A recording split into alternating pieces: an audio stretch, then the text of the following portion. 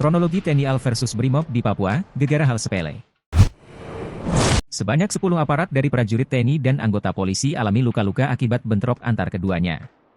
Seperti dikabarkan sejumlah oknum anggota TNI dan Brimob terlibat pertikaian di Pelabuhan Sorong, Papua Barat pada Minggu, 14 April 2024.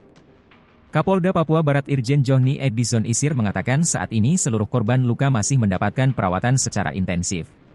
Sampai sejauh ini ada 4 rekan kita dari TNI AL masih dalam perawatan, demikian juga 1 personel dari Polres Tambrau dan 5 personel Polres Sorong Kota sudah dilakukan perawatan, kata Johnny dalam keterangannya, Minggu malam.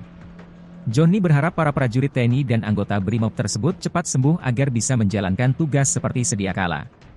Di sisi lain, Johnny mengatakan pihaknya bersama TNI bakal melakukan penyelidikan terkait kasus bentrokan tersebut.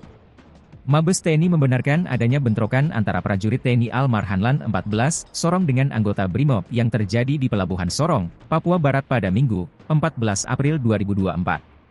Pada tanggal 2024 pukul 9.30 WIB di pintu masuk air tunggu keberangkatan kantor Pelindo 4 Sorong Provinsi Papua Barat Daya telah terjadi perkelahian antara anggota Brimob Polda Papua Barat Daya dan anggota TNI AL Marhanlan 14 Sorong, kata Kapuspen TNI Maijen Nugraha Gumilar saat dihubungi, Minggu, 14 April 2024.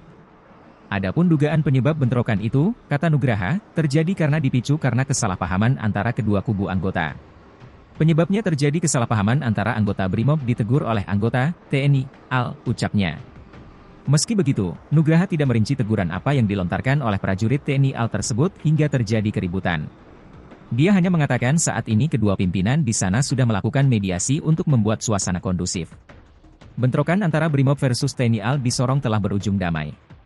Bentrokan ini terjadi di Pelabuhan Sorong, Papua Barat.